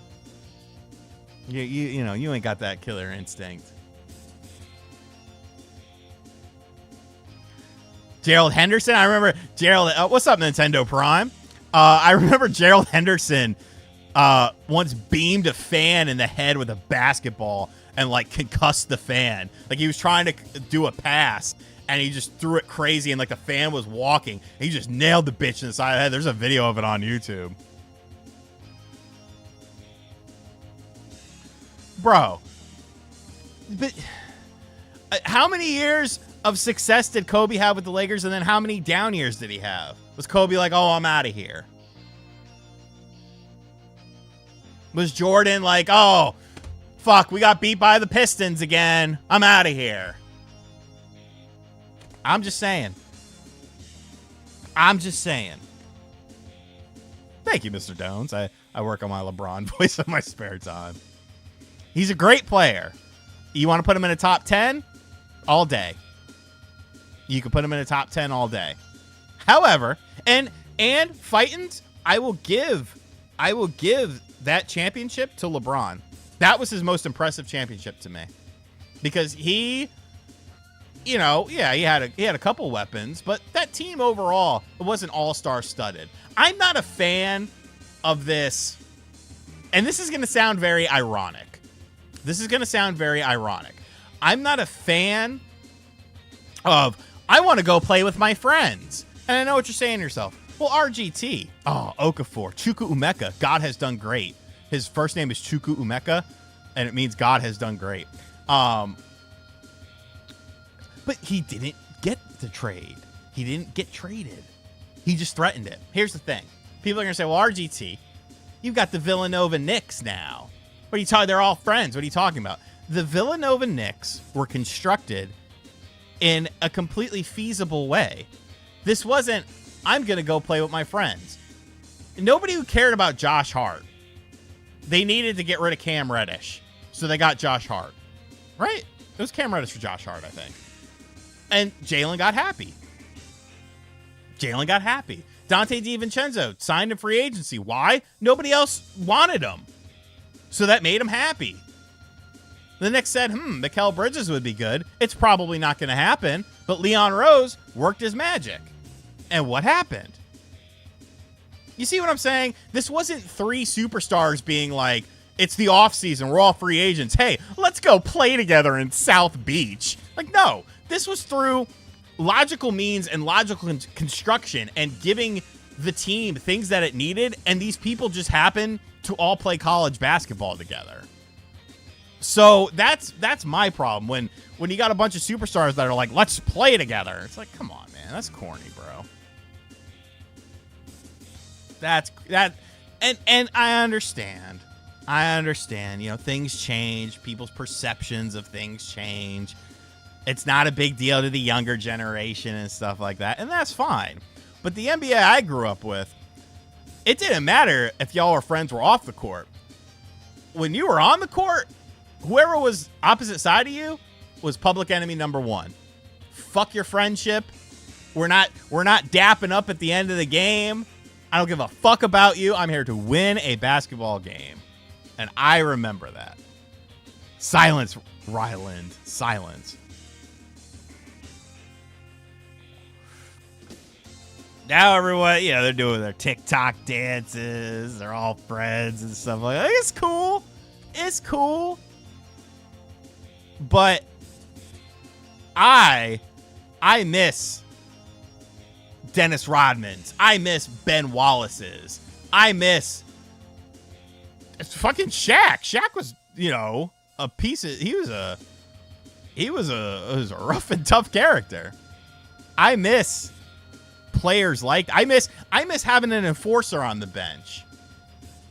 And it's like, all right, this motherfucker's being a little chippy. Go out there and, you know, kick him in the nuts or something like that. And like, that was just normal. Go watch a Bulls versus Pistons game and watch how bad Jordan gets beat up by like Bill Laimbeer and shit like that. Even Isaiah Thomas. And then watch like a modern game and it's like, whoa. That's crazy. Richard Jefferson. I hate Richard Jefferson. No, I don't like Draymond Green. Let me tell you why. What's up, Freddie Mercury? Ron Artest. Jermaine O'Neal. Malice at the Palace. Bring it back. I don't like Draymond Green because Draymond Green usually doesn't do it to the best player. He does it to someone he perceives as a weaker player. He does it to someone he perceives as someone who's not a tough guy. Like, who's picking fights with the random European guy who's just, you know, maybe he's an inside threat and he can shoot the three. He's 6'8". Like, who's picking fights with that guy? No one. But Draymond Green. Draymond Green is a bully to only certain people. If he was a bully to everyone, if he was a piece of shit to everyone, I would respect him more. And I just don't think he's a good player. You give me, you say, do you want Dennis Rodman or Draymond Green on your team? Dennis Rodman. You want Ben Wallace or Draymond Green on your team? Ben Wallace. Like, without question. Yes, I have seen that, Nick. Like, it needs to be organic. You know, it needs to be like, oh, this person is making me mad, or this person is scorching the team. Let me give them a hard foul or something like that. But he never does it to the big players. He never does it to marquee players. It's always underscore. You know, it's always role players or bench players or weird European guy. It's like, bro, test someone real. I mean, he did beat Poole's ass. Jordan Poole. Do you look at Jordan Poole and say, you know, this is a tough motherfucker right here. This Jordan Poole, this man is not going to take shit from nobody. Jordan Poole, he's a real gung-ho son of a bitch. No, you look at Jordan Poole and you're like, this is a polite young man that would probably help an old lady bring in some grocery bags. I want Draymond, this is going to sound bad. I want Draymond to fuck with someone who, when you look at him, you're like, if that old lady's bringing in her grocery bags, that motherfucker's going to take her groceries. Like, my groceries now, and walk down the street. Like, I want to see Draymond do something like that, bro. Oh, Prime Shaq was nuts, dude. Because he was so big. What the fuck are you going to do?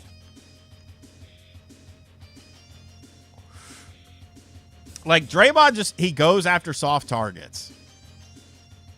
And while there's not many, you know,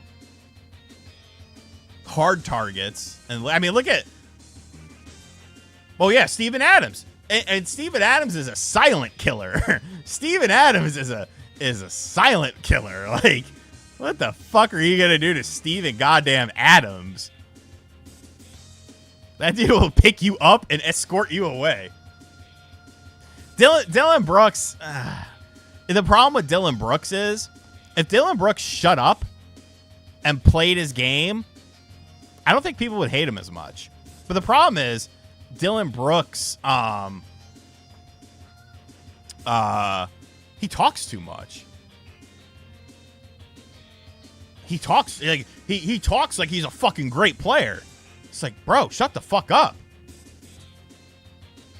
Do you remember the whole debacle between Undertaker and LeBron James when Taker showed up to the Cavs stadium in character and LeBron never came down? No, I've never heard about that. Yeah, dude, Anthony Mason, Charles Oakley. Imagine Draymond Green trying to pull that shit with Mace.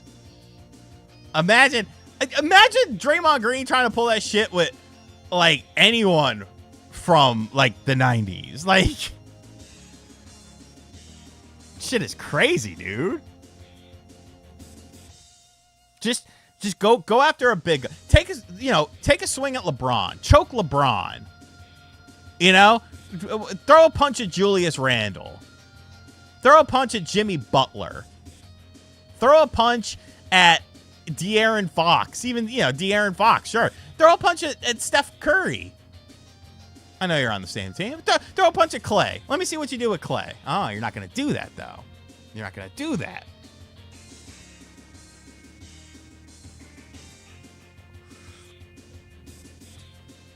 But you could throw a punch at Embiid because Embiid's soft. Yeah, I said it. Rudy Gobert, the Frenchman. What are you doing? The French twig. Between Draymond and Shaq constantly berating Rudy Gobert. Like, fuck. Nah, Clay's still his boy, though. That's what I like to hear, Godzilla. What's up, Robert? Yeah, like, I don't know. And plus the league's changed, you know. You breathe on someone wrong, it's a technical foul, so you can't even play super physical anymore. What are your thoughts on Disco Inferno, aka Glenn Gilberti? Gifted Glenn Gilberti. How is he gifted? He was a decent act in WCW. He was definitely over. Was WCW over because of him? No. He was a product of his environment because Disco was on Nitro and in WCW for a long time when Nitro wasn't a big super powerhouse. Hold on one second, guys. I think he talks too much nowadays.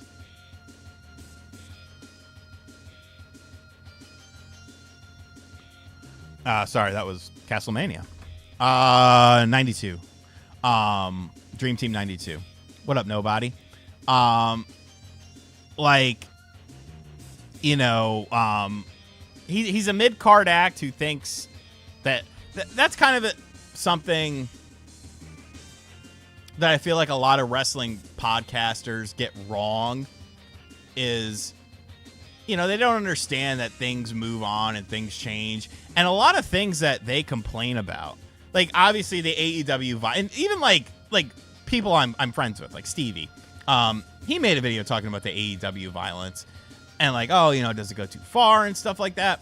Like stuff like that has been happening in wrestling for a very long time. Terry Funk was putting plastic bags over people's heads, needle spots, fucking late 90s, early 2000s CZW.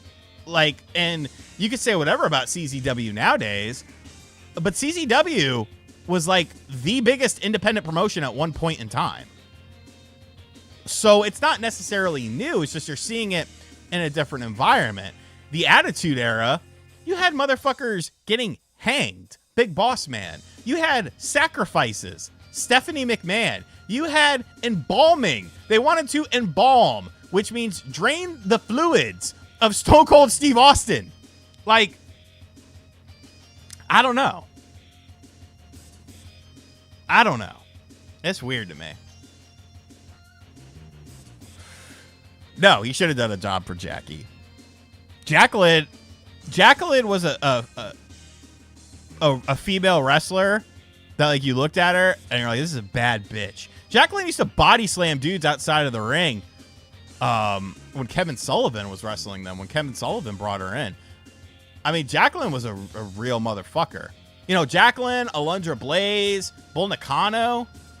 You could take a loss to one of those people and, you know, it's not that big of a... And it doesn't even have to be a clean loss. But I do understand, you know, intergender wrestling wasn't a thing really back then. A lot of the women's wrestlers weren't... I wouldn't say nearly as good. They weren't nearly as good, but that's because they weren't trained. You know, they weren't trained to be good. I mean, there was good women's wrestlers back in the day. What's that one chick who was in WWF who had the blonde curly hair, who was doing like the old school head scissors takedowns? Rockin' Robin? I don't know. I might be getting her name wrong. But they weren't trained to do that sort of stuff. But someone like Jacqueline, someone like Alundra Blaze, someone like Bull Nakano, they were legit. Asia Kong, you know.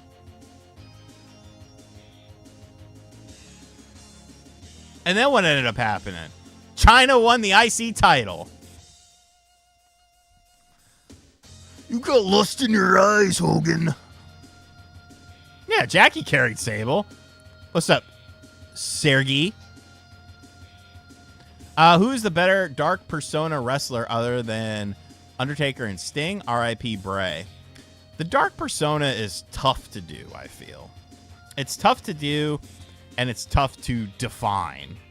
Because, you know, are we talking dark as in creepy? Are we talking dark as in satanic? Are we talking dark as in betrayed? Are we talking dark as in a murderer? I think you're Bray Wyatt's. I think Kane doesn't get enough credit. I mean, yeah, he did get silly after a while with some of his stuff, but then he brought it back with the crazy thing. Oh yeah, China passed away a while ago. Mordecai had potential, but they chopped him off at the knees. Yeah, Pippin would be a power forward all day, at least. He's 6'8". Papa Shango was good. You know, they did the stuff with the Ultimate Warrior. That was pretty awesome.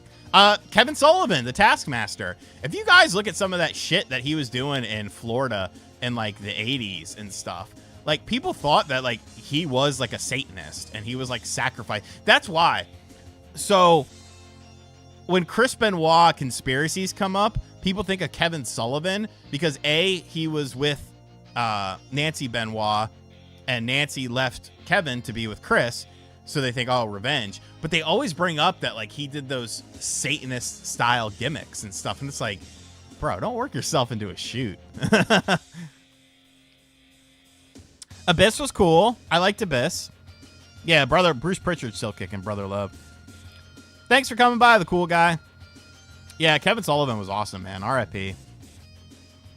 All right, we're going to go about 10 more minutes because I got to eat dinner. So probably 6:40 we will wrap things up. But yeah, so, and Kevin Sullivan, you know, he was a great booker too. Like, he did a lot of stuff with WCW that helped propel them. Yeah, Boogeyman was too silly. You know, I liked his vignettes and stuff, but like the weird dance and stuff and the worms, like, I don't know. It was just too much. I have some leftover vegetable soup I'll be eating. I just got to heat it up. Yeah, I wasn't a huge fan of the Boogeyman. I liked the look, but the in-ring work stunk. Yeah, Viscera was cool. You know, that's kind of Ministry of Darkness stuff. No, Fairbanks, they're totally doing that because Dominic hates Ray. He hates his dad. So now OG Mankind scared me when I was a kid because I was like 10, 11. When did he come in? He came in 95-ish, I want to say. So I was like, yeah, 10 or 11, 95, 96. When he would do like the squeals and stuff. And like when he first came in, people were throwing up. on his fingers from doing the mandible claw. And I was like, holy fucking Christ. You know, what is this? That shit freaked me out a lot when I was a kid.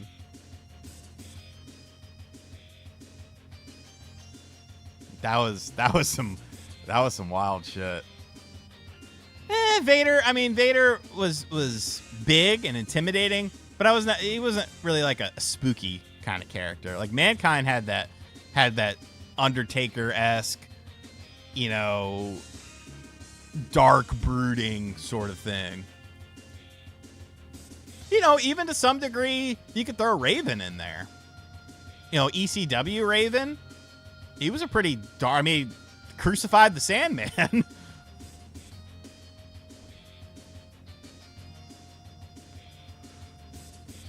Zeus is the fucking, but dude, I'm so excited that Zeus is getting a fucking a Hasbro scale figure. I am so excited for that. Fucking Adam asks, what are some of my favorite ladder matches? I got a really good one that nobody talks about.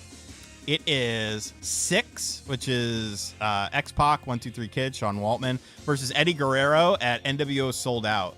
Super underrated ladder match. Nobody ever talks about it because it was. I don't know why. I don't know why nobody ever talks about it. Of course, you got Shawn and Razor. Those are classics. I loved both of those matches. RVD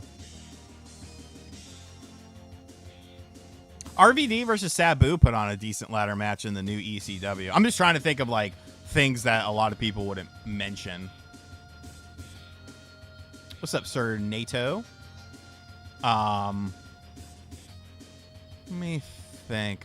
Another ladder match. It's kind of RVD versus Eddie was good. There was a little botch in there, but that was a good match. You were at Sold Out. That was such a it was such a cool idea. In theory, on paper, great fucking idea. In practicality, maybe not so much. Maybe not so much.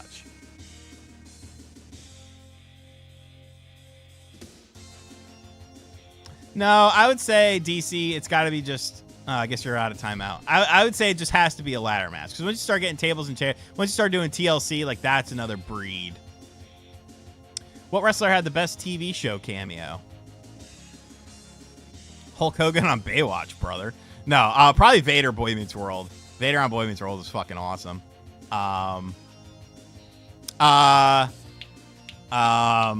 Billy Gunn on Sabrina the Teenage Witch. Chris VW with the $5 dono. Congrats on the book. I would love to pick it up on Kindle. Well, Chris, you're in luck, pal, because within 72 hours, the book will be going up on Amazon, and there is a Kindle version. I do recommend that you use 2-page view when viewing to get the full best experience. So turn that sumbitch sideways, do 2-page view, or you can do it the other way. That's cool too. But thank you for the support, Chris. Semi-Global, you're in luck too. Kindle version will be out soon. Just got to get approval from the Amazons. And then, you know, stuff like Arsenio, the Arsenio show. That's something a lot of people seem to forget is like how crazy and how big Arsenio was for wrestling back then. You had Hogan, Macho Man, Zeus, Akeem, Slick. Like everyone did Arsenio because Arsenio was such a big wrestling fan. He would have all these, like that helped legitimize and help popularize wrestling. And I know that's kind of different than appearing as a character on a TV show, but like that was a huge deal. Arsenio should be in the WWE Hall of Fame for what he did, putting those wrestlers on primetime nighttime television, giving them a platform to elongate storylines and stuff like that. Who the fuck else was doing that? Yes, Semi-Global. All pre-orders will be signed through Castlemania Games' website.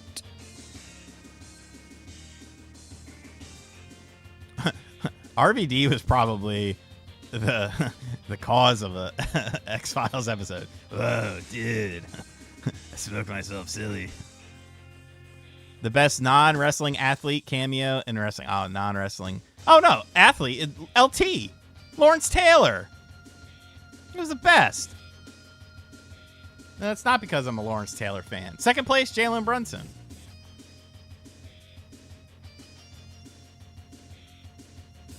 I don't think Vince McMahon did blackface.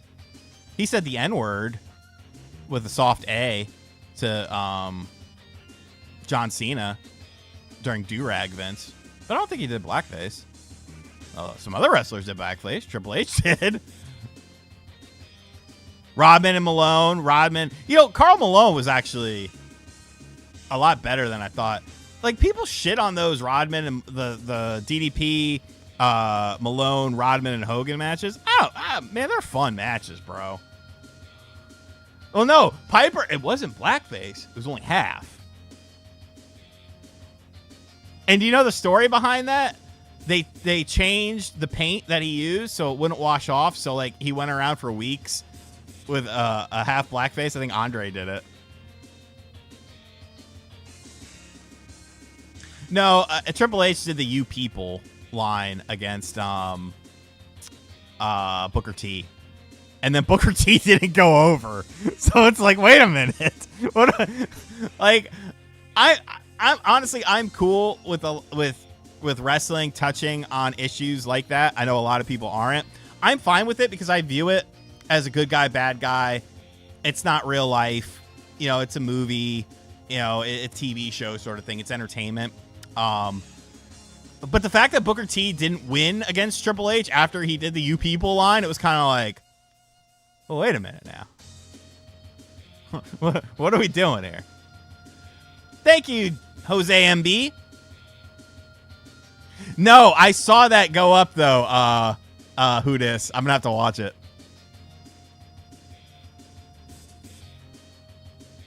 Yeah, the Nation parody. Like, that wouldn't go over well today. I liked the Nation, though. I thought they were cool. There's a bunch of big motherfuckers just kicking ass. I wish New Jack would have been in the fucking thing. Well, that was a pay-per-view under Sky. That's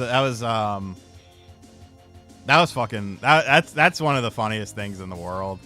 Just because it's not even him saying it, it's the reaction. Because he's like all in character, and then he puts his hands down, and then Sherry is standing there, and she's just like rubbing his shoulder. She's like, it's okay, it's okay.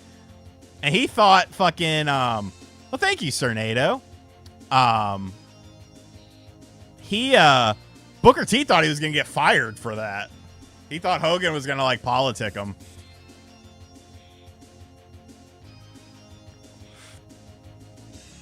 Yeah, I mean, you know, it was a different time than Henry. Like, you know, it wasn't viewed. I don't know. Maybe it was. Maybe it was viewed by certain people as that way, but I don't think it was. It was like, you know, this is inherently racist. I think these are just, they're trying to look like the characters. And granted, I mean, they did some mannerisms and stuff like that. But, I mean, hell, X-Pac was the blackest. He was the blackest dude in the group as Mark Henry. And now he married a black woman. So, like, you know.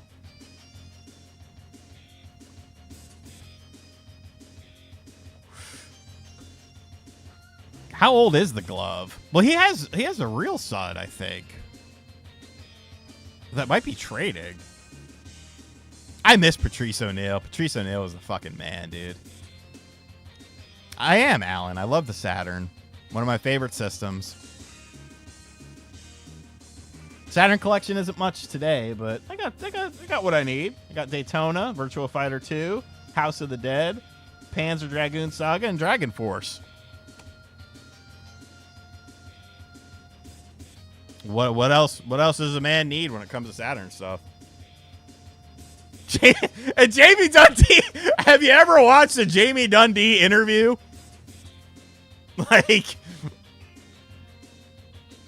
Like Jesus fucking Christ. You want to talk about unhinged? I get uncomfortable watching a Jamie Dundee interview. I'm like, bro, you can't fucking. What the fuck is wrong with you? And it takes a lot for me to say something like that. So, fucking A. No, Bad Bunny and Logan Paul's legit, dude. Like, you can hate the guy for, you know, whatever reason, and I'm not going to argue with you. Although he does follow me on Twitter. I mean, he did send me a nice message one time. Remember when he took the Pokemon shell cases and he made a display? The Game Boy cases, and he made a display, and like people got mad at him. I made a video and I was like, who the fuck cares? Most of these are fake. Most of these are reproductions anyways. And what does it fucking matter? He's obviously likes Pokemon shit. Let the man do what he wants to do. Like, you can hate someone. Like, this is the problem with people. And this is probably how we're gonna end it, because I'm probably getting myself in trouble with saying some of this stuff. You can hate an individual. You can be like, I think this person sucks. But when you blindly hate everything that person does, then it becomes ridiculous to me. You could say, I hate when this individual did this, thus I'm not a fan of them. Okay, fine. But, Jesus Christ, Direct Rec. But, if you can't give the devil his due, then you're living wrong. There are people that I cannot stand. I have you want to talk about a book? I can write a book of people I can't stand. Okay, just let's take Kotaku, for instance. I'm not a fan of Kotaku. If Kotaku were to write a good article on something, I'd give them credit. I would give anyone who has badmouthed me, who has said terrible things about me, if they did something that I thought, oh, you know, this is good, I would give them credit. Like, I don't care that much, but people just blindly hate individuals so much that no matter what they do, they just hate it. They hate it. And it's like, bro, you can't live life like that, man. You can't live life like that. Like, that's crazy to me. That's just, you can not like the individual. I get it. But you don't have to comment on every single thing they do and blindly hate it. Because I bet you, if some Pokemon YouTuber did what Logan Paul did with the Pokemon Game Boy shell cases, and the Game Boy shell cases made a display, people would be, oh, this is the greatest thing ever. This is so creative, blah, blah, blah. But it's because you don't like the person that you automatically don't like it. And that's just my opinion. If people disagree with me, that's cool too. All right, folks. We went 5 minutes extra. I got to get some dinner up in me. Thank you guys so much for hanging out. Thank you guys for pre-ordering the book and the book and shirt combos. We'll be live again later on this week. Pre-orders are now open, so make sure you check out Castlemania Games' website. We'll be on Amazon and on Kindle very soon, within the next 3 days or so. Thank you, everyone, for hanging out. Want to give a huge thank you to everyone who donated. Let's go through the list real quick. Chris VW, the cool guy. I am bored.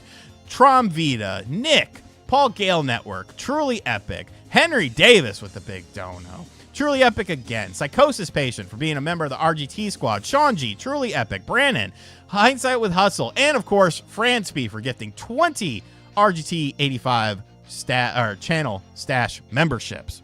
I appreciate all you guys. Thank you guys for the support.